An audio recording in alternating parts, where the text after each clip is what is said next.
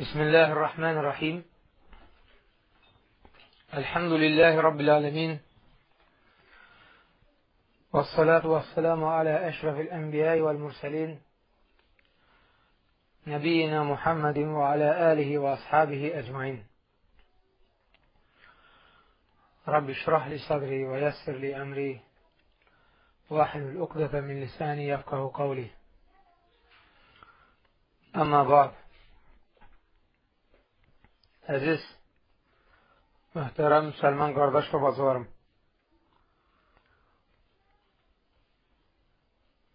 ilk əvvəl hamınıza Allahdan qorxmağı,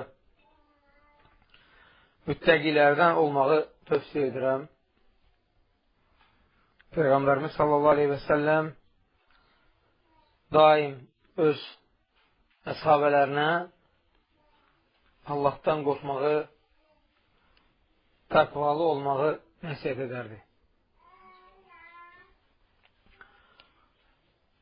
Bizim bu dünyada yaşamağımız, bu dünyaya gəlişimiz, bu dünyadan gedişimiz hamısı Allahın əlindədir. Allah istəyib bizi yaradıb, Allah istəyib bizi yaşadır, Allah istəyəcək bizi öldürəcək və qiyamət gündə Allah istəyəcək bizi ya cənnətə, ya cəhənnəmə salacaq. Və diqqət etsəniz, görərsiniz ki, insan 4 mərhələ keçir. 4 mərhələ. Birinci, ilk mərhələ ana bətnidir. Sonra gəlir ikinci mərhələ, bu dünya həyatı. Sonra gəlir üçüncü mərhələ, qəbir, bərzaq aləmi. Sonra da gəlir dördüncü mərhələ, axirət həyatı, cənnət və ya cəhənnəm. Və diqqət etsəniz, görərsiniz ki, bu mərhələlərdən yalnız ikincisində insana ixtiyar verilir. Birincisində və üçüncü və dördüncü mərhələlərdə insanın öz ixtiyarı olmur. İxtiyarı olmur. Allah Subhanahu teala istədiyini edir. İstədiyi kimi onu yaradır, istədiyi kimi onu idarə edir. Yalnız bu dünyada ona ixtiyar verilir. Yenə bu dünyada da ona ixtiyar tam şəkildə verilmir. Belə ki, bu dünyada olan ixtiyar Allahın istəyindən asılıdır. Lakin bu dünyada insana verilən ixtiyar ondan ibarətdir ki, sənin özün neysə istəyə bilirsən. Əvvəlcədən ürəyindən keçirirsən, ona tərəf can atırsan, Allah da səni ona müvəffəq edir. Kim yaxşı iş görmək istəyirsə, doğru yol axtarırsa, Allah Taala onu doğru yol açır. Kim günah işlərə can atırsa, Allah onu o günah işləri asanlaşdırır. Və mən bugün sizə bu 4 mərhələni qısa şəkildə izah etmək istəyirəm. Qiyamət günü günahkarlar günahlarını etiraf edəcəklər. Etiraf edəcəklər və Allaha müraciət edəcəklər. Deyəcəklər ki, Rabbənə əməttənə etnəteyni və əhiyyəytənə etnəteyn. Ey Rəbbimiz, sən bizi 2 dəfə öldürdün və 2 dəfə diriltdin. Etiraf edəcəklər. Ölü idik, Allah bizi diriltdi, yenə öldürəcək, sonra yenə bizi dirildəcəkdir.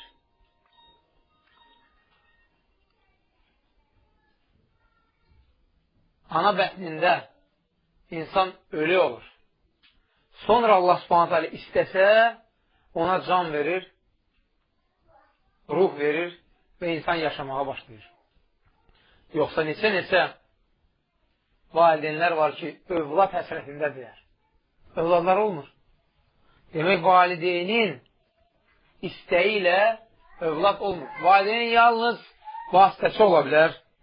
Vasitəçi ola bilər ki, övlad olsun. Lakin onun yaranması Allahın əlindədir. Onu Allah yaradır. Və Allah Taala öz bəndəsinə əvvəlini xatırladır. O bəndə ki, artıq həddi buluğa gəlib çatdıqdan sonra azğınlaşır, əvvəlini unudur.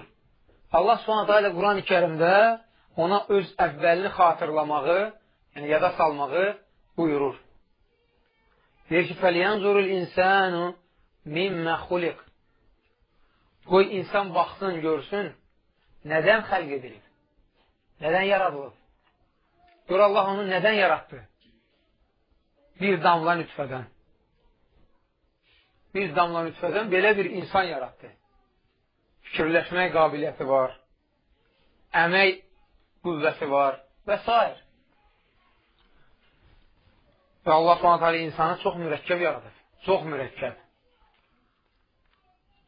Həkimlər deyir ki, insanın qaraciyərinin funksiyasını yerinə yetirən bir maket düzəldilmiş olsa, Böyük Britaniyanın sahəsi boyda sahə lazım gələcək. Allah s.ə.v. o funksiyanı yerinə yetirən qaraciyəri insanın bədənində yerləşdirib. Balaca bir qaraciyər görünən boyda funksiya, o qanı təmizləmək üçün onun maketini düzəltsələr,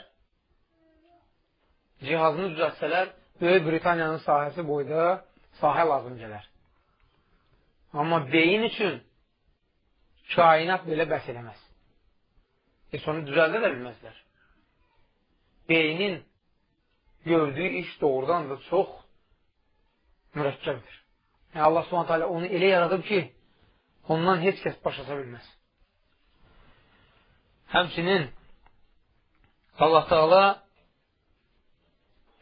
insana o mərhələləri də bildirir. Bu çox qəribədir. O dövrdə Peyğəmbər sallallahu aleyhi və səlləmin dövründə elə bir cihazlar yox idi ki, ana bətnində uşaq hansı mərhələlərdən keçdiyini göstərə bilsin. Bunu təzəliklə icad ediblər. O aparatlar təzəliklə göstərə bilir ki, o uşaq hansı mərhələlərdən keçir. Halbuki Allah Teala Müminin surəsində və başqa surələrdə göstərir ki, insana əvvəldə nütfədən, sonra o nütfəni qan laxtasına çevirdi, qan laxtasını ət parçasına çevirdi, ət parçasını sümüklərə çevirdi, sümükləri ətlə örtdü, sonra insan olaraq o uşağı dünyaya gətirdi. Peyğəmbər sallallahu aleyhi və səlləm də hədisdə bu mərhələni dəqiqliyi ilə, günü ilə deyir. Deyir ki, hər biriniz öz anasının bətnində 40 gününə qədər nütfə şəklində olur. 40 gün. Sonra növbəti 40 gündə qan laxtası olur. Və nəhayət sonraki 40 gündə, yəni 120-ci gün artıq ət parçası olur. Artıq bu ət parçasına çevrildikdə Allah Teala mələk göndərir. Mələk gəlir ona, Allah tərəfindən gətirdiyi o ruhu, canı həmən o uşağa üfürür. Və uşaq cana gəlir. Başlayır uşağın ürəyi döyünməyə, yaşamağa. Görə bilirsiniz ki, ürəyin döyünməsi insanların əlindədir. İnsan gözünün qabağında ölür. Nə qədər çalışırlar ki, onun ürəyini yenidən əvvəlki vəziyyətinə qaytarsınlar, döyünsün, bacarmırlar ki, bacarmırlar. O təkanı verən ürəyi Allahdır. Həkimdir, ürək cərrahı. Deyir, mən bütün işləri görüb qurtardıqdan sonra Allaha yalvarıram ki, təkan versin, o başlasın işləməyə. Verdiyi halda o insan yaşayır. Vermədikdə o insan ölür. Artıq mən başa düşürəm ki, bunu yaşadan, buna can verən, buna şəfa verən Allahdır. 120-ci günündə gəlir ona ruh üfürür. Ruh üfürməklə bərabər Allah Subhanahu onun qədərini yazmağı da həmin mələyə əmr edir. Mələk onun üçün əvvəlcədən 4 şey yazır. 4 şey. Birincisi onun ruzusudur. İnsan nə qədər çalışsa da Allahın yazdığı ruzudan artıq ruzuya nail olmayacaq. Allah nə yazırsa ona nail olacaq. İkincisi onun əməlləridir. Allah Teala əvvəlcədən bilir bu nə əməlləri görəcək, nə işlər görəcək. Üçüncüsü onun xoşbəxt və ya bədbəxt olacağıdır. Bu da yazılır. Və nəhayət dördüncüsü onun əcəlidir. Nə zaman öləcəyini Allah Subhanahu taala mələyə əmr edir ki, əvvəlcədən yazsın. Bu hədisin sonunda gözəl bir məqam var. Bu insanlarda qorxu yaradır. Həm də ümid yaradır. Bilirsiniz, insan əgər təkcə qorxu ilə Allaha ibadət etsə, bu düzgün sayılmaz. O insan xavaricilərə oxşamış olar. Təkcə ümidlə ibadət etsə, bu da düzgün sayılmaz. Bu da murciyalara oxşamış olar. Və nəhayət təkcə sevgi ilə, məhəbbətlə ibadət etsə, bu da düzgün sayılmaz. Bu da bir təriqətə, bir başqa təriqətə oxşamış olar. Bu üç şey insanın qəlbində olmalıdır. Həm Allahdan qorxmalı, əzabından qorxmalı. Həm onun rəhmətinə ümid bəsləməli, həm də onu sevməlidir. Bu hədisdə də Peyğəmbər sallallahu aleyhi və sələm deyir ki, o insan dünyaya gəldikdən sonra ömrü boyu yaxşı işlər görür. O qədər yaxşı işlər görür ki, o qədər ömrünü başa çatdırır ki, ta gəlir elə bir vəziyyətə çatır ki, onunla cənnət arasında bir dirsək yer qalır. Peyğəmbər salsan bunu göstərir ki, bunu belə deyir ki, başa salsın ki, bu insan ömrü boyu yaxşılıq edib, bircə o qalır ki, ölüb cənnətə düşsün. Lakin qədər onu qabaqlayır. Küfr edib ölür və cəhənnəmə düşür. Zahirən biz ola bilər, görək kimsə yaxşı işlərlə məşğuldur. Lakin onun qəlbini bilən Allahdır. Allah bilir ki, o qəlbən onu Allah üçün eləmirdi və ona mömin kimi ölməyi müvəffəq eləmir. Qiyamət günü cəhənnəm əhli gəlib görəcək ki, bir alim cəhənnəmdədir. Bağırsaqları yerlə sürünür, özü də uzunqulaq kimi dəyirmanın ətrafında fırlanır. Əzab verilir ona. Deyəcəklər, sən niyə bu kökdəsən? Sən niyə bu cəhənnəmə düşmüsən? Baxı, sən bizə yaxşı işlər görməyi əmr edirdin. Bizi pis işlərdən çəkindirirdin. Deyəcək, mən sizə yaxşı işlər görməyi əmr edirdim. Özüm isə o işləri görmürdüm. Pis işlərdən çəkindirirdim. Amma özüm o pis işləri görürdüm. Belələrinin yeri cəhənnəmdir. Və belələri ola bilər ömrü boyu əməl, yaxşı əməl eləsin. Lakin qəlbən bunu Allah xatirinə eləmədiyinə görə ömrünün sonunda kafir kimi ölür gedir. Və buna bir gözəl misal çəkmək olar. Dəfələrlə bu misalı demişəm. Bir daha yadınıza salıram.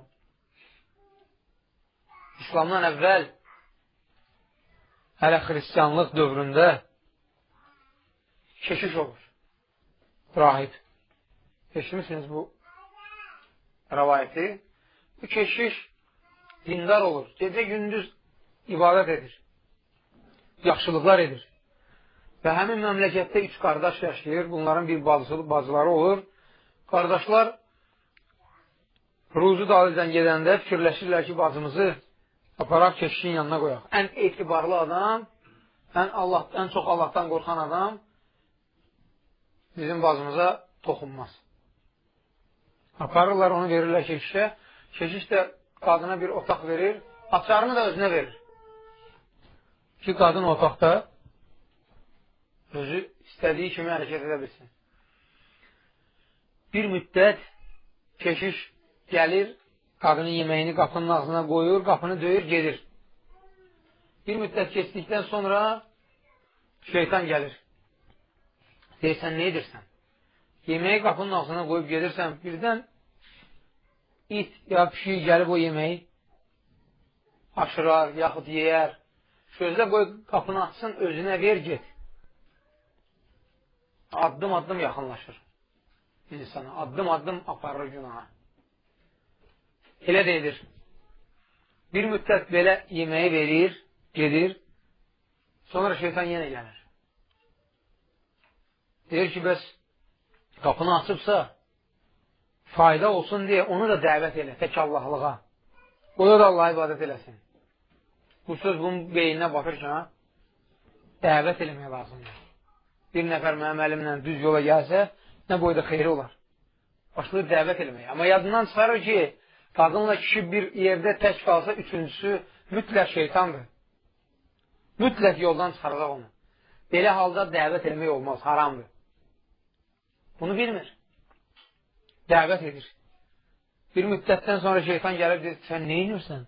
Qıraqdan görərlər, qıraqdan görənlər eşitmirlər sən ona nə deyirsən. Elə biləcəklər ki, sən naməhrəm qadınla söhbət edirsən. Ayıbdır.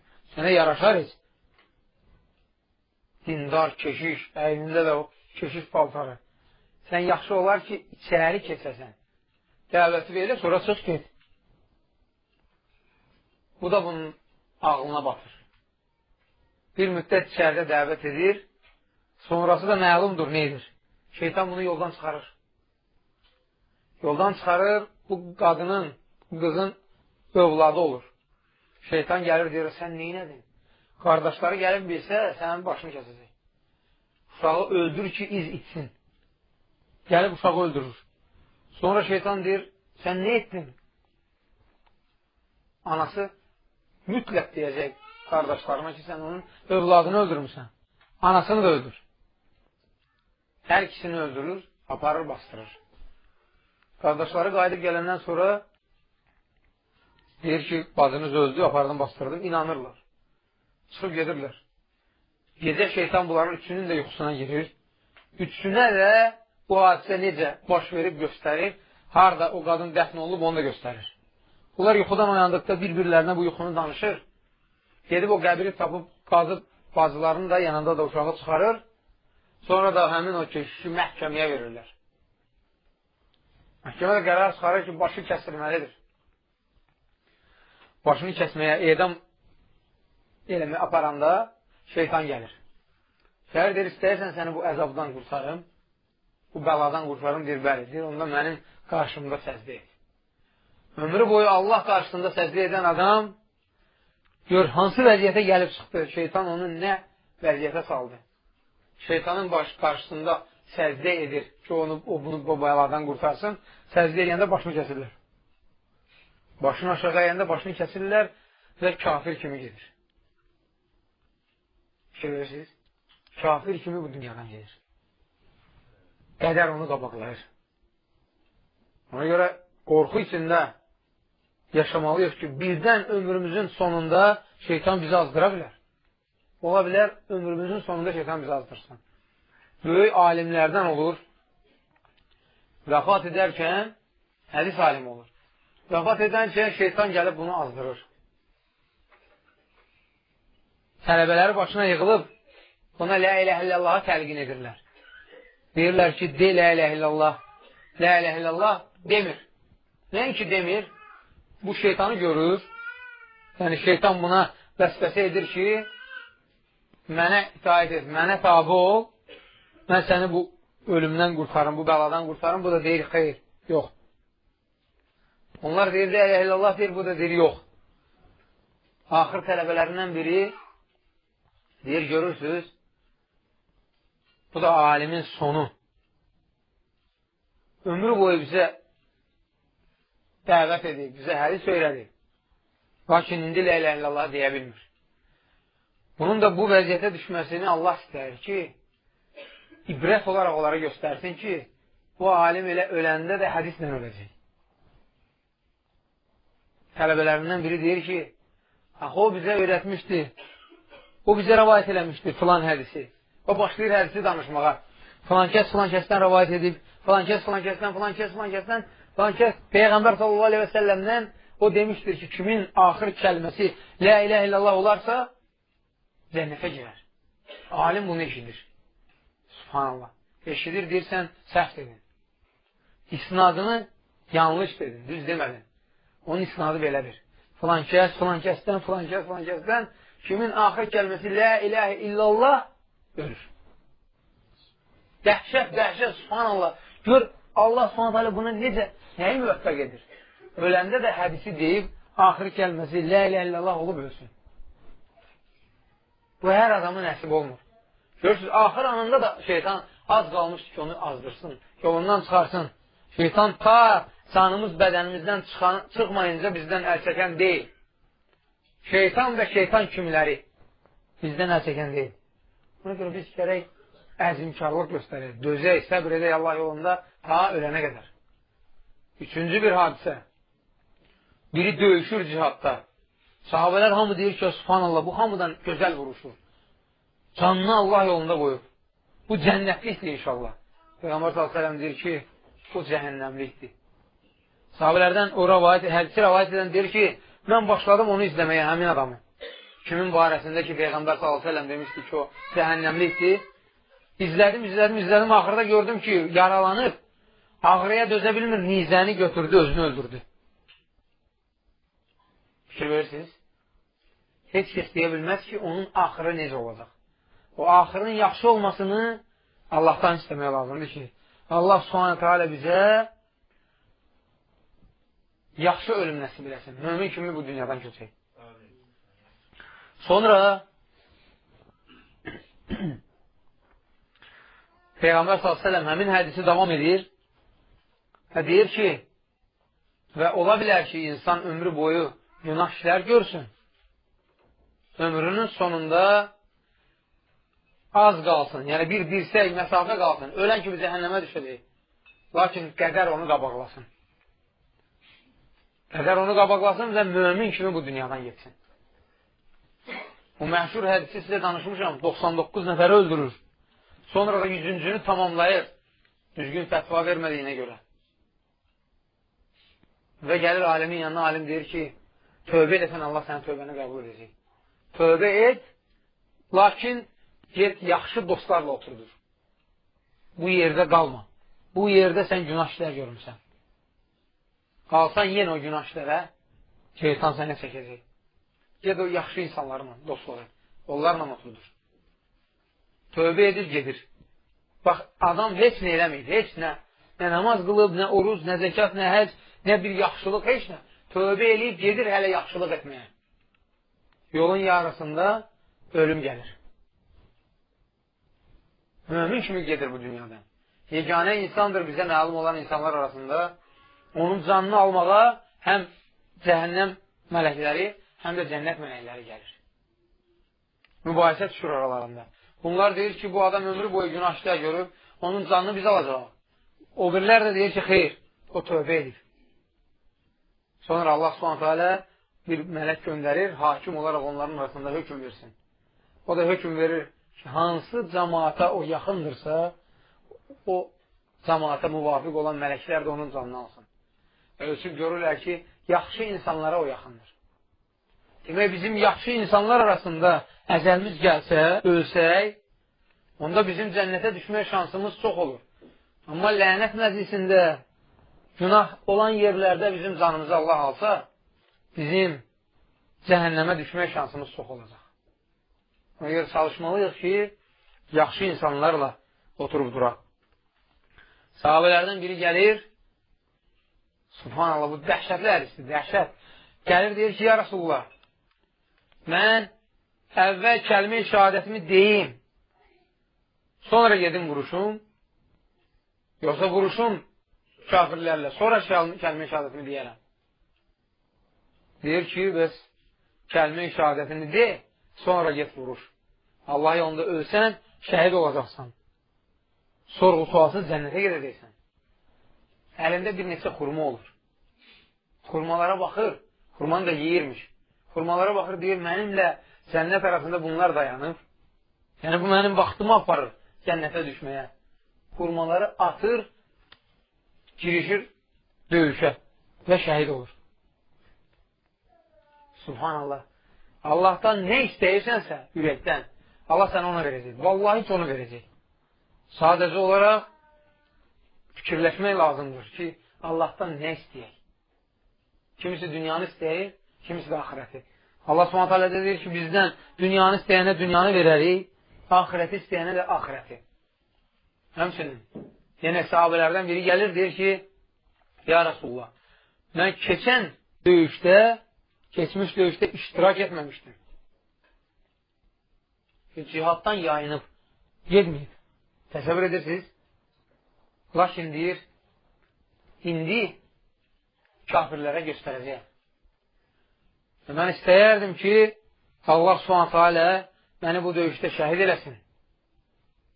Həm də ox gəlib mənim boğazımın bu tərəfindən batıb, bu tərəfindən çıxsın. Döyüş qurtardıqdan sonra şəhidləri yığıb dəfn eləmək istədikdə Peyğəmbər s.ə.v gəlir, görür ki, həmin sahabə şəhid olur. Özü də necə demişdi, hər anı göstərmişdisə oradan ox batıb. Ağlaya-ağlaya Peyğəmbər s.ə.v deyir ki, Allahla sadiq oldu. Allah da ona qarşı sadiq oldu. Onun istəyini ona verdi. İstədiyinə onu nail elədi. Həmçinin Peyğəmbər s.ə.v-in bir Yahudi xidmətçisi olur. Hələ həddi buluğa çatmamış uşaq xidmətçi. Peyğəmbər s.ə.v-in yanında ona xidmət edir. Və Peyğəmbər s.ə.v-in dediklərini eşidir. Eşidə hələ qəbul eləmir. Peyğəmbər s.ə.v ondan ümidini üzmür. Fikirləşmir ki, əgər bu qəbul etməyibsə, vəssalam kafirdir. Qoy elə kafir kimi dövsün. Onun elə başı kəsilməlidir. Və s. Belə bu cür düşüncəsizlikdir. Eşidir ki, xəstələnib, gedir onu ziyarət etməyə. Peyğəmbər yaşı 40'ı ötmüş bir yaşlı bir insan xidmətçisini ziyarət eləməyə gedir. Məqsədi nə olur? Bəlkə o son nəfəsində bu yola gəldi. Gəlir və ona La ilahe illallahı təlqin edir. Bir la ilahe illallah deyir, qiyamət günü sənin üçün şəfaatçı olun. Sənə havadarlıq edin. Allahdan sənin bağışlanmağını diləyim. Uşaq da dərhal atasının üzünə baxır. Atası izin versin sonra. Atası da deyir ki, tabi oluna. Nə deyirsə qulaq as. Və uşaq kəlmə-i şəhadəti deyir, ölür. Peyğəmbər s.ə.v ağlaya-ağlaya Allaha, Rəbbinə şükür edir ki, bir nəfəri də mənim əlimlə bu yola gətirən Rəbbimə şükür olsun. Allaha şükür edir. O da arxain deyildi ki, onun istəyi ilə kimsə bu yola gələ bilər. Əgər elə olsaydı, öz əmrlərini doğru yola gətirərdi. Gətirə bilmədi. Allah s.ə.v da ona ayə nazil elədi. Ayədə deyir ki, İnnəkə lən təhdi mən əhbəbtə və ləkinnəllaha yəhdi mən yeşə və huvə a'ləmu bil-muhtədin. Sən çox istədiyin adamı doğru yola gətirə bilməzsən. Ona hidayət verə bilməzsən. Onu doğru yola gətirmək Allahın işidir. Allahdır istədiyini doğru yola gətirən. Və Allah doğru yola kimin layiq olduğunu daha yaxşı bilir. Zahirən biz görürük ki, bu adam ömrü boyu yaxşılıqlar elədi, lakin kafir kimi ölüb getdi. Deməli, biz o adamı tanımırdıq. Biz onun zahirinə qiymət verə bilərdik. Daxilini isə bilən Allahdır. Ona görə Allah s.ə.v bu cürünə onu ömrünün axırında cəzalandırır. Ömrü boyu yaxşı işlər görüb, lakin Allah üçün eləmədiyindən ömrünün axırında kafir kimi ölüb gedir. Peyğəmbər s.ə.v deyir ki, Allah sizin zahiri görünüşünüzə, əməllərinizə baxmır. O sizin qəlbinizə baxır. Qəlbiniz necədir? Var dövləti ola bilər insanın. Zahiri görünüşü gözəl ola bilər. Lakin onun qəlbi yaxşı olmasa, əməlləri də düzələn deyil. Qəlbi yaxşı olandan sonra əməllərini də qəbul edir. Əməllərinə də Allah Teala onun qiymət verir. Buna görə Peyğəmbər s.ə.v hədislərin birində deyir ki, bədəndə bir ət parçası var. Əgər o düzələrsə, o yaxşı olarsa, bütün bədən üzvləri yaxşı olar. O korlanarsa, bütün bədən üzvləri korlanar. Gözdən də, qulaqdan da, əldən də, ayaqdan da bunlardan düzgün istifadə edə bilməyəcək. Halbuki Allah s.ə.v bunları bizə verib ki, bunun vasitəsilə Allaha şükür edək. Bu əməlləri etmək, özü şükür etmək deməkdir. Allah Teala buyurur ki, Vallahu axracakum min butuni ummahatikum la ta'lamun şey'an وَجَعَلَ لَكُمُ السَّمْعَ وَالْأَبْصَارَ وَالْأَفِدَةَ قَلِيلًا مَا تَشْكُرُونَ.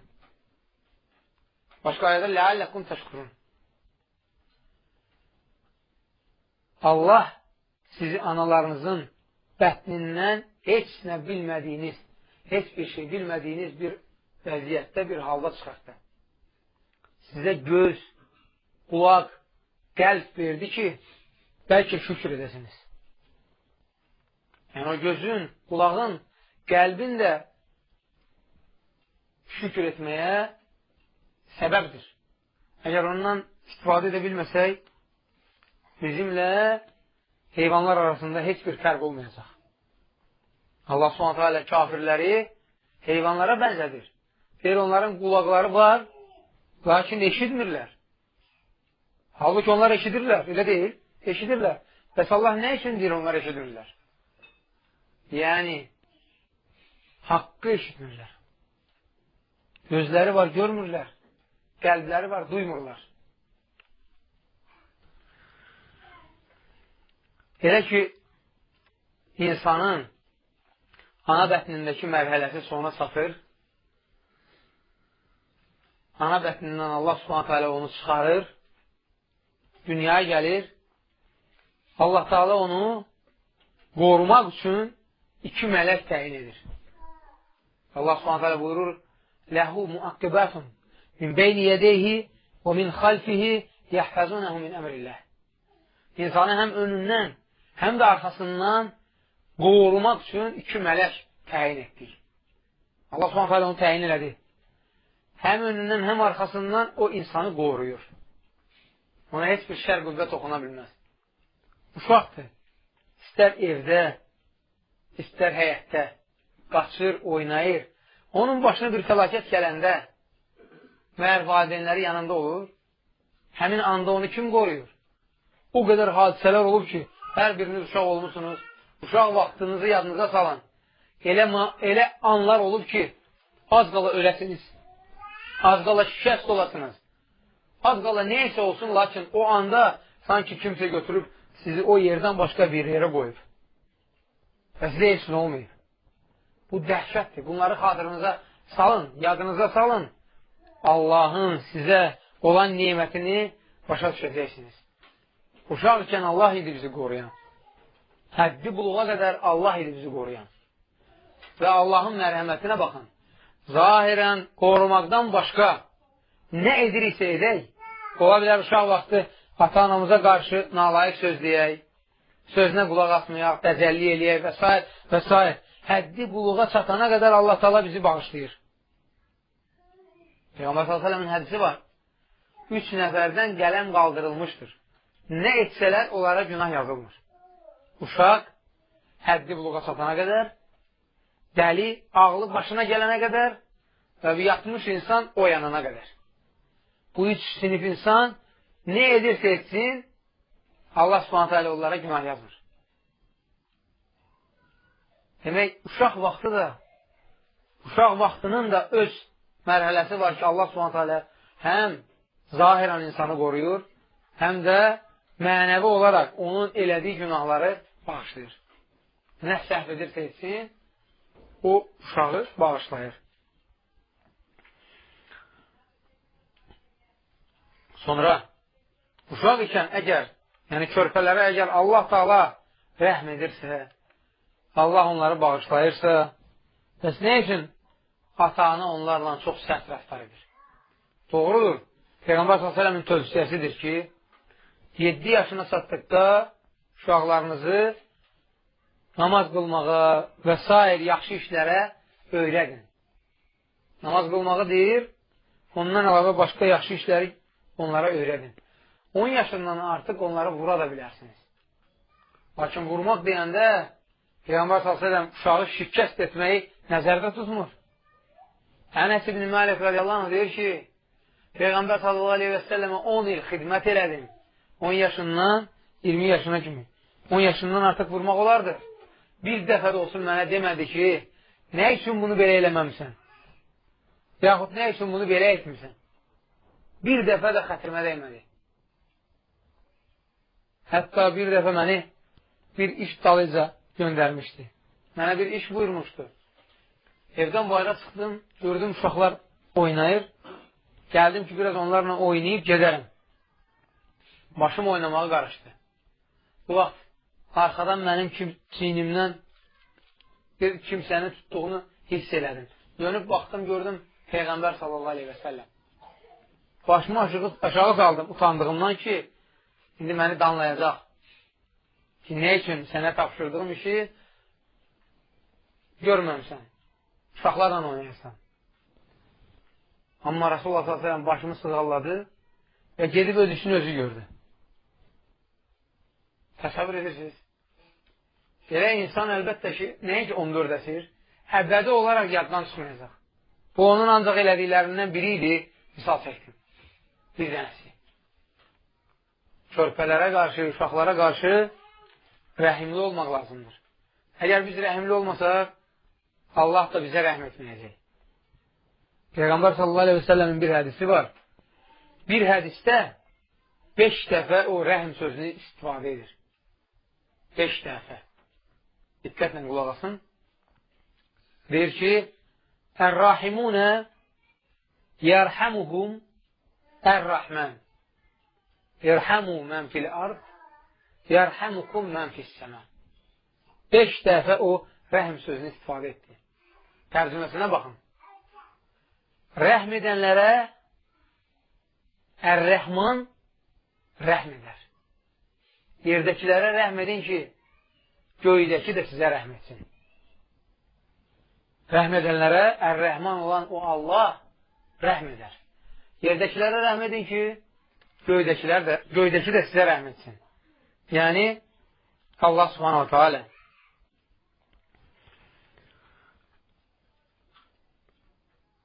Bu dünyaya gəldikdə, yəni o ikinci mərhələyə gəldikdə, biz üçüncü mərhələyə keçənədək nə etməliyik? Nə etməliyik? Həddi buluğa satana qədər dedim ki, nə etsək də Allah s.ə.v bizi bağışlayır. Və həddi buluqdan sonra siz bir Allahın mərhəmətinə baxın.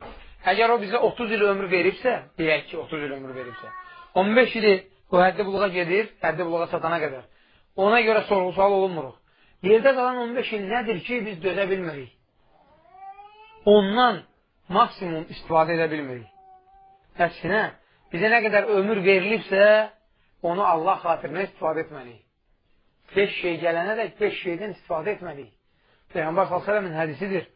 Qocalanadək cavanlığınızdan, xəstələnənədək sağlamlığınızdan, məşğul olanadək boş vaxtlarınızdan, kasıblayanadək var dövlətinizdən və ölənədək həyatınızdan istifadə edin. Heç kəs deyə bilməz ki, ölüm ona nə zaman gələcək? O ölüm gələnə dək istifadə etmək lazımdır. O kəslər ki, deyir, qocalanda edərəm, ibadət edərəm, qocalmağını gözləməsin. Çünki Allah Teala onun canını alanda baxmayacaq, o cavandır, qocadır. Əcəli nə vaxt ana bətnində yazılıbsa, nə vaxt öləcəyi yazılıbsa, o vaxtda da onun canını alacaq. Və biləsiniz ki, ən yaxşı insan ömrü uzun olub yaxşı işlər görən insandır. Ən pis insan ömrü uzun olub pis işlər görəndir. Bu da hədislə sabitdir. Peyğəmbərimiz sallallahu aleyhi və səlləmin bizə verdiyi xəbərdir. O insan ki, ömrü uzanır və ömrü boyu yaxşı işlər görür, ən yaxşı insan hesab olunur. Daha doğrusu, ən yaxşı insanlardan biri. O adam ki, ömrü uzanır və ömrü boyu pis işlər görür, o ən pis insanlardan hesab olunur. İnsanın da qəribə xasiyyəti var. Allah subhanətə Kəhf surəsində onu bildirir. Hər kəs kimdən soruşsan deyəcək, mənim elədiyim doğrudur. İçki sən deyəcək ki, biz düz eləyib içirik. Keyfimiz açılır. Zina edən deyəcək ki, mən də istəyirəm, o da istəyir, biz düz eləyirik. Hər bir günah edən adam özünün doğru olduğunu hesab eləyəcək. Allah subhanətə Kəhf surəsində deyir ki, onlar günah işləri görür və elə bilirlər ki, yaxşı iş görürlər. Buna görə savab qazanacaqlar. Xeyr, işin yaxşı ya pis olmağını təyin edən, ayıran, fərqləndirən o meyyar Allahın kitabıdır. Allahın kitabından başqa bir hansı fikirlə, rəylə desən ki, bu yaxşıdır, o yaxşı hesab oluna bilməz. Əgər hansısa bir cani gəlib hakimə, müstəntiqə və s. desə ki, mən elədiyim doğrudur, mənim namusuma sataşıblar, gedib öldürmüşəm, onlar baxmayacaq, bu cani öz fikri ilə doğru olduğunu sübut eləməyə çalışır. Qanuna görə onu cəzalandıracaqlar. Qiyamət günündə Allahın huzurunda duran o günahkar nə qədər özünün doğru olduğunu sübut eləməyə çalışsa, Allah s.ə.v-nin qayda qanununa görə sən günahkarsan. Və Allah səni cəzalandıracaq. Ancaq istisna o haldır ki, bu insan doğrudan da elədiyinin günah olduğunu bilməyib və buna heç kəs xəbər verməyib. Bilə-bilə eləyənlərin vay halına. Bilə-bilə edənlərin vay halına. Ömrünü insan başa çatdırdıqdan sonra gəlir 3-cü mərhələ. Birinci mərhələdən 2-ci mərhələyə keçmək bu təbiidir. Bunu həkimlər də bilir ki, insan 1-ci mərhələdən 2-ci mərhələyə necə keçir. Lakin 2-ci mərhələdən 3-cü mərhələyə necə keçdiyini yer üzündə olan insanların əksəriyyəti bilmir. 1-ci mərhələdən 2-ci mərhələyə keçməyi hamı bilir. Hamı. Bu insanın fitrətindədir. İnsan necə dünyaya gəlir. Lakin 2-ci mərhələdən 3-cü mərhələyə keçməyi hər kəs bilmir. Bunu bilməyin özü də böyük neymətdir. Bunu indi sizə hədis şəklində oxuyacağam. Peyğəmbər sallallahu aleyhi və sələm hədisidir. Bəlkə də bu hədisi eşitmişsiniz. Demək, Bəra ibn Azib radiyallahu anhu rəvayət edir ki, Peyğəmbər sallallahu aleyhi və səlləm ilə birgə ənsardan olan bir səhabənin cənazəsini dəfn edərkən Allahın elçisi sallallahu aleyhi və səlləm qəbrin yanında oturdu. Biz də sakitcə onun ətrafında oturduq. O əlindəki çubuğu yerə vururdu. Yəni gözləyirdi ki, cənazə dəfn olunsun, qurtarsın. Ondan sonra söhbətə başlasın. Sonra başını qaldırıb dedi, qəbir əzabından Allaha sığının. Ən yaxşı məqamdır ki, qəbrə qoyulacağını yadına salasan. Ona görə başqa hədisdə Peyğəmbər s.ə.v deyir ki, mən əvvəllər sizə qəbir ziyarətini qadağan etmişdim. Məqsəd nə idi? O vaxt müşriklər, kafirlər qəbirstanlığa gedəndə lazımsız hərəkətlərə yol verirdilər. Peyğəmbər s.ə.v müvəqqəti olaraq onlara qadağan etmişdi. Gelib orada Allaha şərik qoşmağı, küfr etməyi qadağan etmişdi ki, qəbirstanlığı başqa niyyətlə ziyarət etməsinlər. İndi isə mən sizə əmr edirəm, gedin qəbirstanlığı ziyarət edin. Peyğəmbər s.ə.v belə də deyir, mən sizə əmr edirəm, gedin qəbirstanlığı ziyarət edin, çünki bu sizə axirətinizi yada salacaq. Həm də qəbirstanlıqda olan o qəbirstanlıq əhli üçün dua edəcəksiniz. Əlbəttə ki, bizə vacibdir ki, möminlərin qəbirlərini ziyarət edək. Və axirətimizi yada salaq, o möminlər üçün də Allahdan bağışlanma diləyək, dua edək. Amma kafirlərin qəbirstanlığını, kafirlərin öldüyü, məhv olduğu yeri ziyarət eləmək, yox, hətta onun içinə daxil olmaq olmaz. O qövm ki, Lut qövmü ki, onlara Allah təala bəla göndərmişdi. Peyğəmbər s.ə.v sahabələrə qadağan etmişdi o yerə daxil olmağa. Ki, o yerə daxil olsanız, sizə də lənət gələ bilər. Ona görə, möminlərin qəbirlərini ziyarət edib, onlar üçün bağışlanma diləmək, həm də axirəti yada salmaq bizim üçün faydadır. Sonra Peyğəmbər s.ə.v deyir ki, qardaşınız üçün bağışlanma diləyin.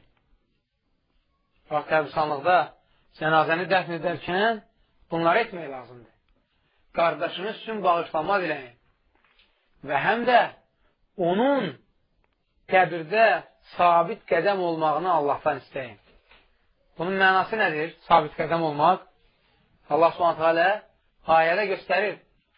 Yüsəbbitullahillezine əmənu bil qavli səbit fil həyati dünya və fil əxirə. Allah s.ə.v. möminləri həm bu dünyada, həm də axirətdə sabit qədəm edər. Yəni, bu dünyada da Allahını, Peyğəmbərini və dinini tanıyar, o dünyada da ona sual veriləndə ki, Rəbbin kimdir? Deyər Allah, Peyğəmbərin kimdir? Məhəmməd sallallahu aleyhi və sələm və dinin nədir? İslam. İndi gələcək o suallara cavab. Sonra Peyğəmbər s.ə.v başlayır sahabələrə rəvayət etməyə.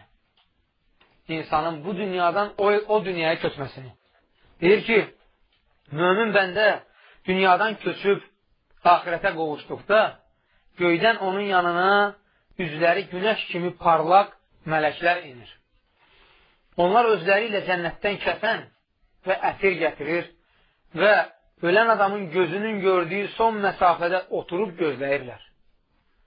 Bu vaxt ölüm mələyi gəlib, onun başının üstündə oturub deyir, ey gözəl ruh, Allahın mərhəmətinə və xeyir duasına qovuşmaq üçün çıx oradan.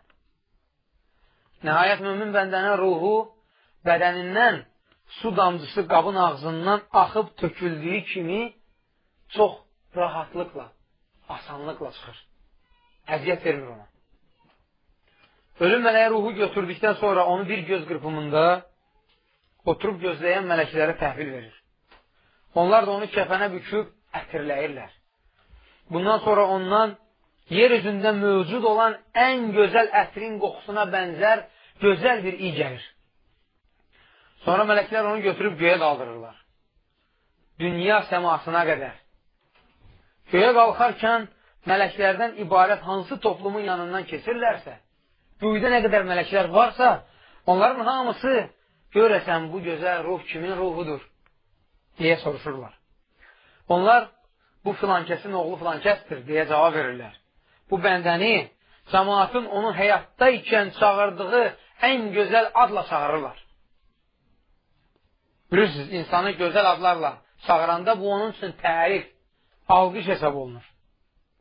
Nəhayət onlar birinci göyə gəlib yetişdikdə göy qapılarının açılmasını xahiş edir və onun qapıları tay-batay açılır.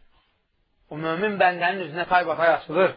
Hər bir göyün mələkləri o ruhu növbəti göyə qədər yola salır. Beləcə, nəhayət 7-ci göyə gəlib çatdıqda qüdrətli və əzəmətli Allah buyurur, mənim qulum barədə olan qeydləri İlliyuna yazın. İlliyun da möminlərin əməllərinin yazıldığı kitabdır. Sonra da onu qaytarın yerə. Çünki mən onları torpaqdan yaratmışam və söz vermişəm ki, öləndən sonra ora qaytaracaq və qiyamət günü də oradan çıxaracaqam. Yadınızda saxlayın. Bu hədisdən deyil, bu mənim öz sözümdür. Yadınızda saxlayın. Ana bətni insan üçün nə rol oynayırsa, torpaq da həmin rolu oynayır. Ana bətnindən insan necə heç nəsiz, heç nəyə sahib olmadan lüt bədənlə çıxırsa, torpağa da qarışdıqda o şəkildə qarışır.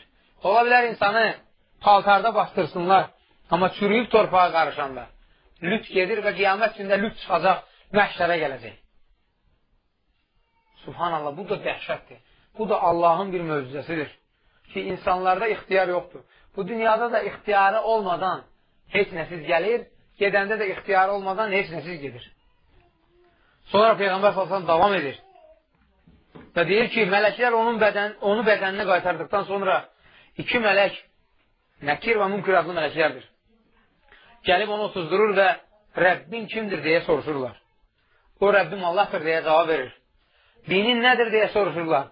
Dinim İslamdır deyə cavab verir. Sizə göndərilmiş o kişi kim idi deyə soruşurlar.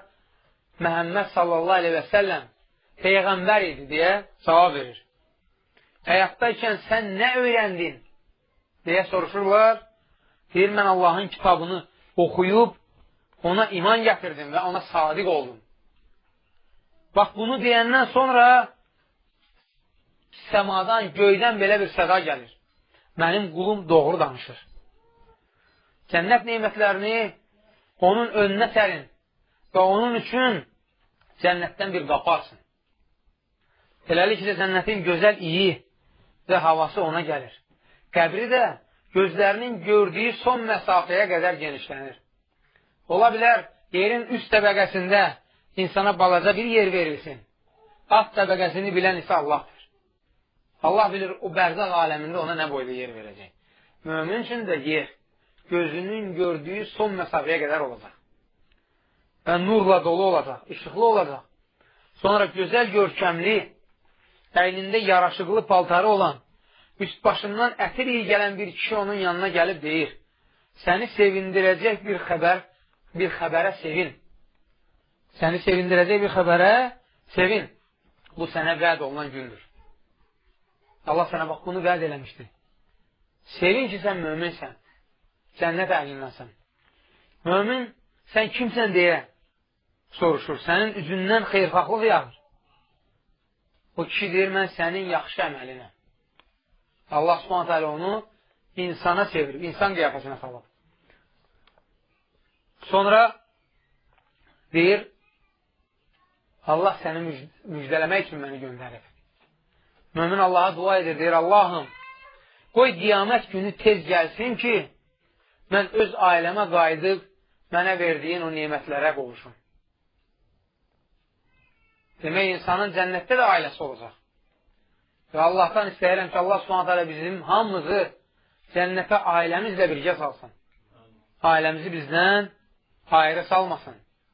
O peyğəmbərlər ki, bizdən əvvəl yaşayıblar, onların imtihanı bizimkindən çox olur. İbrahim aleyhissalam kimi peyğəmbər atasından ayrı düşəcək. Qiyamət günü Rəbbinə yalvaracaq ki, sən mənə söz vermişdin, vəd vermişdin ki, atamı bağışlayacaqsan. Allah Subhanahu taala da deyir ki, o ölənə qədər, yəni doğru yola gəlsəydi, bağışlayardı. Lakin vəfat etdikdə kafir kimi vəfat elədi. Öldü, getdi. Odur ki, onu bağışlamır. Onu ayağından tutub cəhənnəmə atırlar. Həmçinin Peyğəmbər s.ə.v-in ata-anası və s. Bu, onlar üçün çox ağır idi. Çox ağır. Sonra Rasulullah s.ə.v kafir barədə danışır. Deyir ki, kafir bəndə dünyadan köçüb axirətə qovuşduqda onun yanına zəhimli, qara simalı mələklər inir. Onlar da onun gözünün gördüyü son məsafədə oturub gözləyirlər. Özləri ilə də cəhənnəmdən diş, yəni cod parça gətirirlər. Cəhənnəmdən. Sonra ölüm mələyi gəlir, onun başının üstündə oturur və deyir, ey yaramaz ruh, Allahın qəzəbi və qeyzinə düçar olmaq üçün çıx oradan. Bu kafir bəndənin ruhu tikanlı məftil yaş yunun arasından keçdiyi kimi onun bədənindən çıxır. Tikanlı məftil yaş yunun arasından necə keçib çıxır? O yunu didə-didə. Həmçinin də o ruh onun bədənindən çıxanda ona elə əziyyət verir. Ona elə əziyyət verir. Ölüm mələyi ruhu götürən kimi bir göz qırpımında verir bu gözləyən mələklərə. Onlar da onu o cod parçaya bükür. Bundan sonra ondan yer üzündə mövcud olan ən pis, iyə bənzər bir iy gəlir. Mələklər onu qaldırırlar göyə. Göyə qalxarkən mələklərdən ibarət hansı toplumun yanından keçirlərsə, onlar deyir, bu nə pis iydir, nə ufunətli bir iydir, nə hansı yaramaz adamın iyisidir, nə iyrənc ruhdur.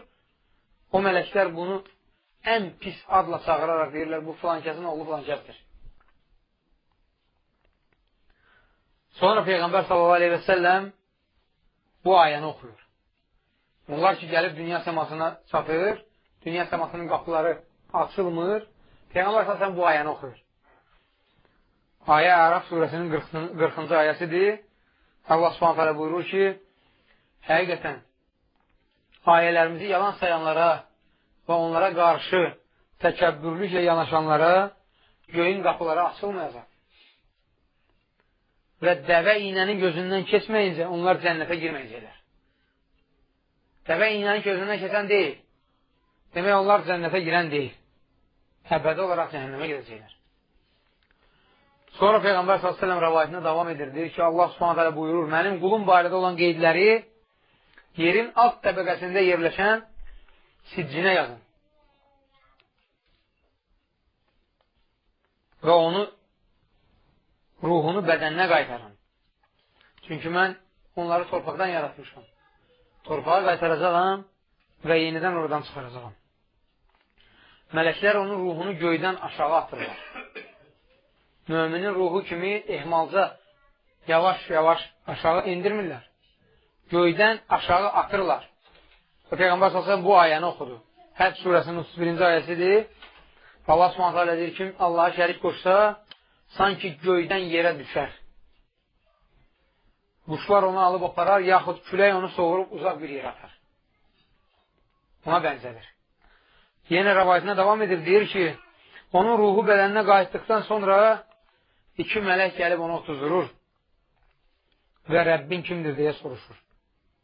Peyğəmbərin kimdir? Dinin nədir? Bütün bu suallara o mızıldanaraq ancaq bir dənə cavab verir. Bilmirəm. Mızıldanır və deyir, bilmirəm. Halbuki bilirdi. Kimdən soruşsan Rəbbin kimdir deyəcək Allah. Peyğəmbər Məhəmməd s.ə.v din İslam. Lakin buna əməl etmədiyinə görə Allah ona o suallara cavab verməyə müvəffəq eləmir. Odur ki, Allah s.ə.v deyir, o yalan danışır. Yəni o bilirdi, lakin əməl eləmirdi. Onun yolunu alovlandırın və onun üçün cəhənnəmdən bir qapı açın. Beləliklə, cəhənnəm ateşi və alovlu külək ona deyir, qəbri də o qədər sıxılır ki, qabırğaları bir-birinə keçir. Sonra eybəcər sifətli, əynində nimdaş paltarı olan da üst başından pis qoxu gələn bir kişi onun yanına gəlib deyir, mən səni kədərli bir xəbərlə müjdələyirəm. Bu sənə vəd olunan gündür. Bu sənə vəd olunan gündür. Kafir, sən kimsən?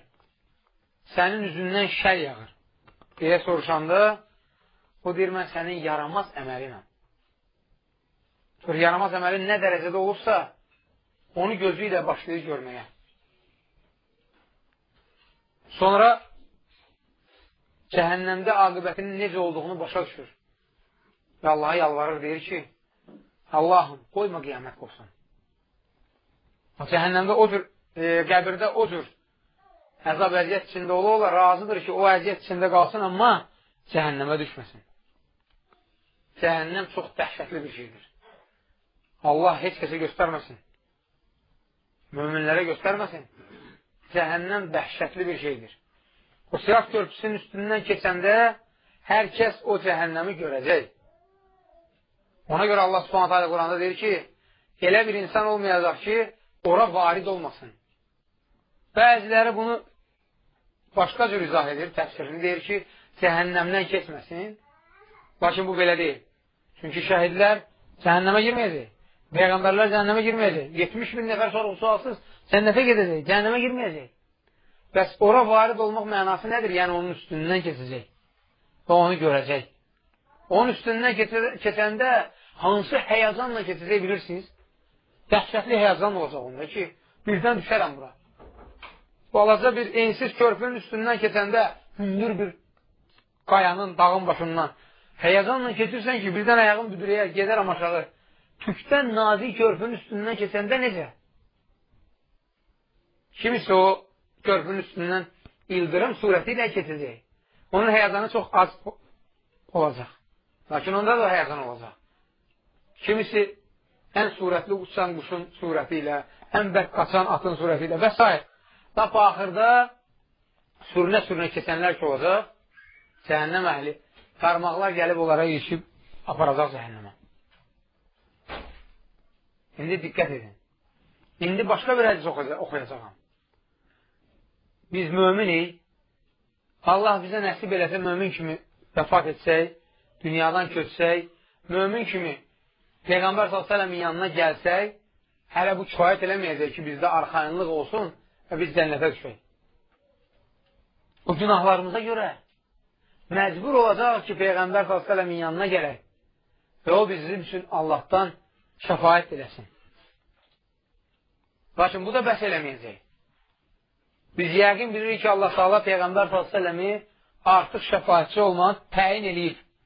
Peyğəmbər s.ə.v deyir ki, hər bir Peyğəmbər öz duasını bu dünya üçün eləyib. Və ona da nail olub istədiyinə. Mən isə duamı saxlamışam axirətə. Allah s.ə.v da Quranda ona ayə nazir edir. Ətə Rabbukə ən yəbətəkə məqamə məhmudə.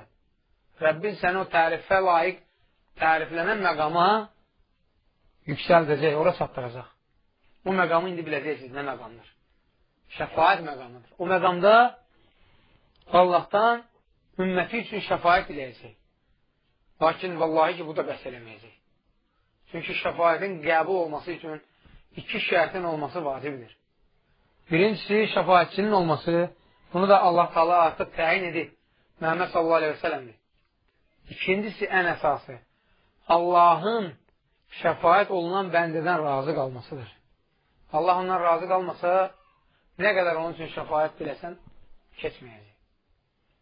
Və körpünün qırağında Peyğəmbər sallallahu aleyhi və sələm dayanıb, hər körpünü keçən adam üçün yalvaracaq ki, Allahım, onu bu körpüdən salamat keçir. İndi oxuyacağım hədis, indi deyəcəyim hədis, Peyğəmbər sallallahu aleyhi və səlləmin bütün bəşəriyyətdən hörmətli və üstün olduğunu göstərir. Eşitmişsiniz bu hədisi, lakin indi sizin üçün yenə bir daha xatırlama olacaq. Əbu Hüreyrə rəvayət edir ki, Peyğəmbər sallallahu aleyhi və səlləmə bir cəmdək gətirdilər, ət, qoç. Sonra bu cəmdəyin bel tərəfini bişirib, ona verdilər. O da ətin bu yerini çox xoşlayırdı. Əti götürüb bir dişdə alandan sonra yadına nə isə düşdü. Və əti qabına qoydu. Və başladı sahabələrinə bu rəvayəti danışmağa. Qiyamət günü. Bu dördüncü mərhələdir. Dördüncü mərhələ. Allah s.ə.v bizə o mərhələdə də sabit olmağımızı, Allahın himayəsi altında olmağımızı nəsib eləsin. Çünki qiyamət günü əlamətlər olacaq. Hiss eləyəcəksiniz ki, möminsiniz. Əlamətlərdən biri, görsəniz ki, cəmaat istinin altında, tərin içində boğulurlar, sən isə kölgə altındasan. Bil ki, Allah s.ə.v səni sevir deyə, öz kölgəsi altında sənə sığınacaq verir. Görsən ki, Peyğəmbər s.ə.v-in hovuzun ətrafına səni buraxdılar, digərlərini isə hovuzdan kənara uzaqlaşdırırlar, qovurlar. Bil ki, Allah s.ə.v səni sevir. Və sən Məhəmməd s.ə.v-in ümmətindənsən. Görsən ki, Allah s.ə.v sənə sual verəndə, elədiyin xətanı, günahı yadına salanda deyir ki, sən bunları eləmirsən. Bil ki, sənin sadəcə yadına salır ki, biləsən ki, Allah s.ə.v rəhimlidir. Bu günahların ola-ola səni bağışlayır. Yox, əgər desə ki, nə üçün belə eləmişsən? Etiraz olaraq sənə sual versə. Axı, sən haqqı bilirdin, niyə bunu eləyirdin? Bil ki, artıq səni cəzalandıracaq. Belə əlamətlər çoxdur və bu əlamətlərdən biri də odur ki, Peyğəmbər sallallahu aleyhi və səlləm sənin üçün şəfaət diləsin. Onda ümid yaranır ki, Allah s.ə.v səni bağışlaya bilər. Rasulullah s.ə.v deyir ki, qiyamət günü mən insanların ən hörmətlisi olacağım. Bunun nə səbəbdən belə olduğunu bilirsinizmi? Allah bütün insanları, əvvəlkiləri və sonrakıları elə bir yerə yığacaq ki, çarşı onları çağıra bilsin, gözlər də onları əhatə etsin. Günəş insanlara yaxınlaşdıqdan sonra onları elə bir dərd və kədər bürüyəcək ki, onların buna tab gətirməyə və dözməyə gücü çatmayacaq. Onda onlar bir-birlərinə deyəcəklər, başınıza gələnləri görmürsünüzmü? Bəlkə Rəbbinizin yanında sizin tərəfinizi saxlayan bir adam tapasınız. Bəziləri deyəcək, gedək adamdan xahiş edək. Onlar adamın yanına gəlib, deyəcəklər, sən bəşəriyyətin atasısan. Özünü də Allah öz əlləri ilə yaratmış, öz ruhundan sənə üfürmüş və mələklər onun əmri ilə sənə səcdə etmişlər. Odur ki, Rəbbinin yanında bizdən ötürü havadarlıq et, şəfaatçı ol. Məyər sən bizim nə vəziyyətdə olduğumuzu, başımıza nələr gəldiyini görmürsənmi? Adəm Aleyhisselam deyəcək. Deyəcək ki, bugün Allah elə qəzəblənmişdir ki, o bundan əvvəl heç vaxt belə qəzəblənməmiş və bundan sonra əsla belə qəzəblənməyəcəkdir. Çünki o mənə ağaca yaxınlaşmağı qadağan etdi. Ağaca yaxınlaşmağı qadağan etdi, lakin mən ona asi oldum. Bax, nəfsim, nəfsim, nəfsim. Diqqət edin, Adəm Aleyhisselamı Allah tövbəsini qəbul edib bağışlamışdı. Lakin Adəm Aleyhisselam buna baxmayaraq yenə də deyir, ah nəfsim, nəfsim, nəfsim. Gedin başqasının yanına. Gedin Nuhun yanına. Ondan onlar Nuhun yanına gəlib deyəcəklər, sən yer üzünə göndərilmiş ilk elçisən. Özünü də Allah şükür edən bəndə adlandırmışdır. Elə isə Rəbbinin yanında bizdən ötürü havadarlıq et, şəfaatçı ol. Məyər sən bizim nə vəziyyətdə olduğumuzu görmürsənmi? Nuh deyəcək, bugün qüdrətli və qüvvətli Allah elə qəzəblənmişdir ki, o bundan əvvəl heç vaxt belə qəzəblənməmiş və bundan sonra əsla belə qəzəblənməyəcəkdir. Mənim dua etməyə imkanım var idi. Lakin mən qövmümün əleyhinə bəddua etdim. Ah, nəfsim, nəfsim, nəfsim. Gedin başqasının yanına. Gedin İbrahimin yanına.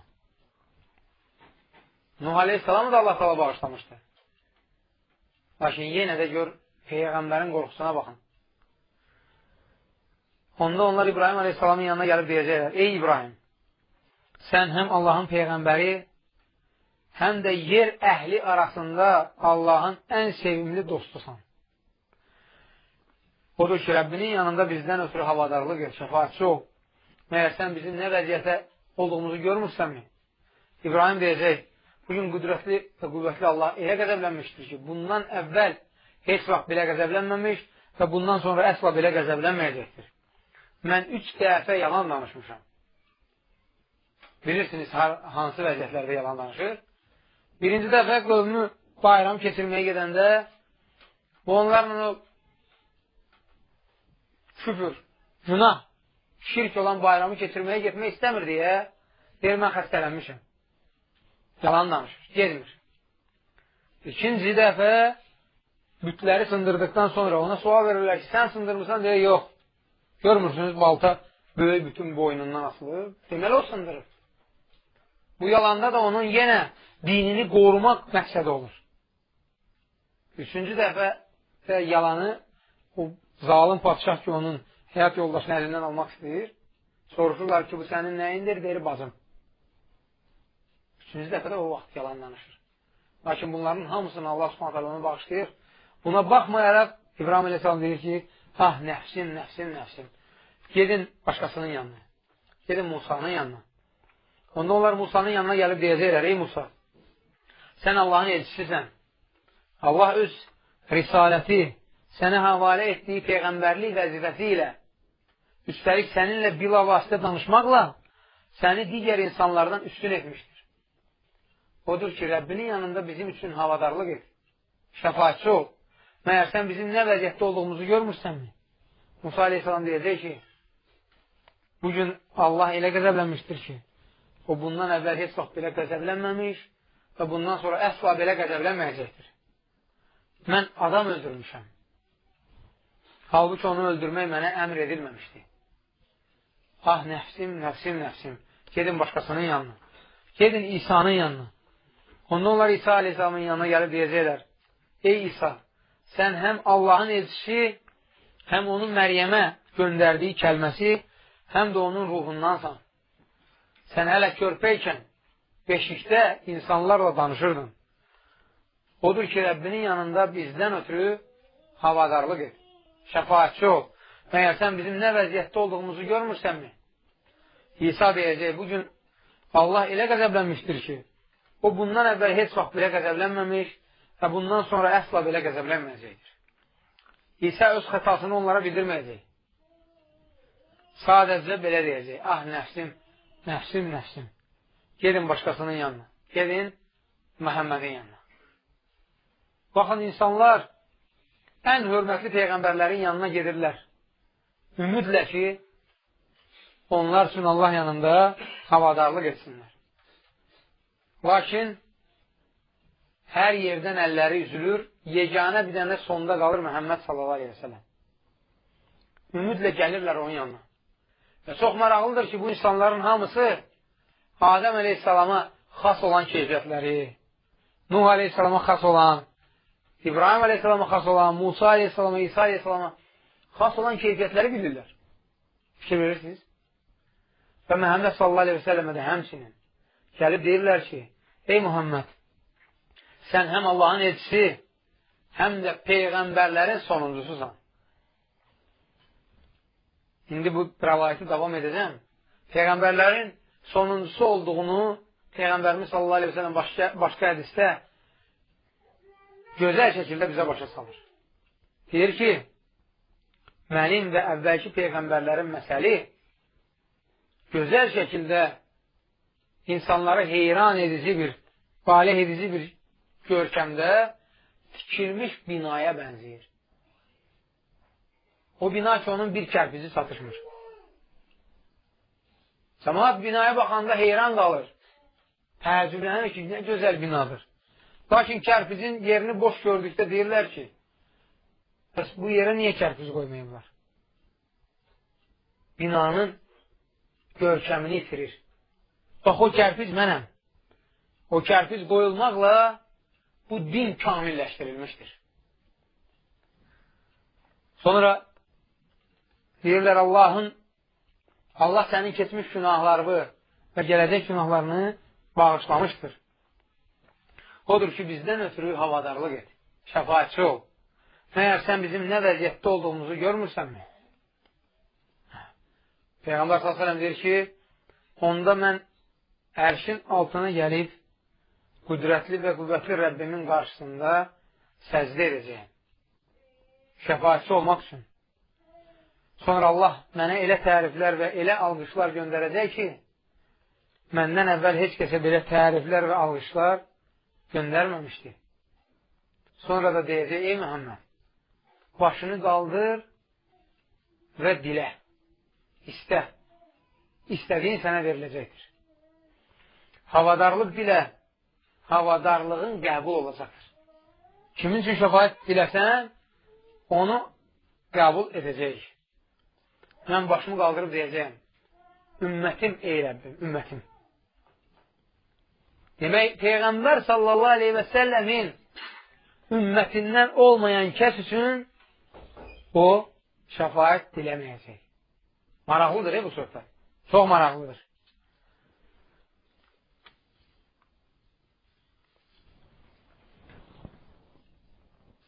Bir maraqlı hadisəni danışım, sonra hədisin son cümləsini də tamamlayacağım. Bir məmləkətin padişahı cəmaatı yığır meydana və deyir ki, bu nədir? Biriniz müsəlmansınız, biriniz xristiyan, biriniz yahudi. Halbuki hamınız tək Allaha ibadət edirsiniz. Niyə belə parçalanmışsınız? Bir dinə qulluq edə bilmirsiniz? Deyirlər ki, xeyr, bizim Rəbbimiz tək olsa da, Allahımız bir olsa da, Peyğəmbərlərimiz başqa-başqadır. Padişah deyir, onda ən doğru yol kimin yoludursa, ən düzgün yol kimin yoludursa, qoy hamı o yolla geçsin. Deyirlər ki, bunu təyin eləmək çətindir. Onda padişah deyir ki, hər dindən bir alim gəlsin və mənə özünün düz yolda olduğunu sübut eləsin. Hansı daha düz olduğunu sübut eləsə, mən onu qəbul edəcəm. Cəmaata da tövsiyə edəcəm ki, onu qəbul eləsin. Bir müsəlman gəlir, bir xristiyan, bir yahudi. Yahudi dərhal deyir ki, mən sözü verirəm öz qardaşlarıma. Mən axırda sözümü deyəcəyəm. Xristiyan da deyir ki, mən ümumiyyətlə baxacağam. Lazım gəlməsə heç tanışmayacağam. müsəlman danışır. Və müsəlman elə başa salır ki, artıq onlara başa salmağa söz verilmir. Padşah dərhal İslamı qəbul edir. Müsəlman nə deyir? Müsəlman deyir ki, biz Allahı sevirik, Allahın göndərdiyi bütün peyğəmbərləri sevirik, hamısını qəbul edirik. Bu bizim imanımızın şərtidir. Bu olmasa biz kafir hesab olunuruq. Əgər biz Musanı inkar etsək, İsa'nı inkar etsək, kafir hesab olunuruq. Lakin Yahudilər nə Məhəmməd sallallahu aleyhi və səlləmin, nə İsa aleyhisselamı qəbul edəmir. Xristiyanlar da həmçinin nə Məhəmməd sallallahu aleyhi və səlləmin, nə Musa aleyhisselamı qəbul edəmir. Onda nə baş verir? Nələr baş verir? Deyək ki, fərz edək ki, Yahudilər Allaha ibadət etdiklərinə görə, Allahı sevdiklərinə görə, həm də Musanın yolunu tutub getdiklərinə görə cənnətə düşəcək. Fərz edək. Tutaq ki, onda biz heç nə itirmirik. Biz də tək Allah'a ibadət edirik, biz də Musanı qəbul edirik, onun yolu ilə gedirik. Bütün peyğəmbərlərin yolu eyni olub. Təkmilləşə gəlib. Məhəmməd s.ə.v də tamamlanıb. Lakin xristiyanlar itirəcəklər. Çünki onlar Musanın yolunu getmir. Onu qəbul eləmir. Deyək ki, xristiyanlar tək Allaha ibadət edib, İsa'nın yolunu tutub getdiklərinə görə cənnətə gedəcək. Yenə biz heç nə itirmirik. Çünki biz Allahı qəbul edirik, İsa'nın yolu ilə gedirik. Kim itirəcək? Yahudilər. Ona görə ki, İsa aleyhissalamı qəbul eləmirlər, sevmirlər. Amma deyək ki, biz Allaha və Məhəmməd s.ə.v itaət elədiyimizə görə cənnətə gedəcək. Onda onların hər ikisi itirəcək. Ona görə ki, onların heç biri Məhəmməd s.ə.v qəbul eləmir. Və deyə bilməyəcək ki, mən bilmirdim, tanımırdım. Allah s.ə.v Quranda deyir ki, onlar Məhəmmədi öz övladlarını tanıdıqları kimi tanıyırlar. Onu inkar edə bilməyəcəklər. Sonra Məhəmməd sallallahu aleyhi və səlləm hədisin sonunda deyir ki, sonra mənə deyiləcək, ey Muhammed, ümmətindən sorğu-suala çəkilməyəcək kimsələri cənnətin sağ qapılarından içəri daxil edir. Halbuki onlar başqa insanlarla birlikdə cənnətin digər qapılarından da keçə bilərlər. Cənnətin qapıları da belə qapı deyil, balaca, çərçivədə olan bir qapı. Xeyr, cənnətin qapısını da vəsf edir. Deyir ki, canım əlində olana and olsun ki, cənnət qapılarındakı laylardan hər iki lay arasındakı məsafə Məkkə ilə Himyar arasında, yaxud Məkkə ilə Busra arasında 2 məsafə qədərdir. Allah bizə o qapılardan keçməyi, cənnətə girməyi nəsib eləsin. Subhanəkə Allahumma və bihəmdik. Əşhədu ən la iləhə illə əntə əstəğfiruka və etûbu ileyk.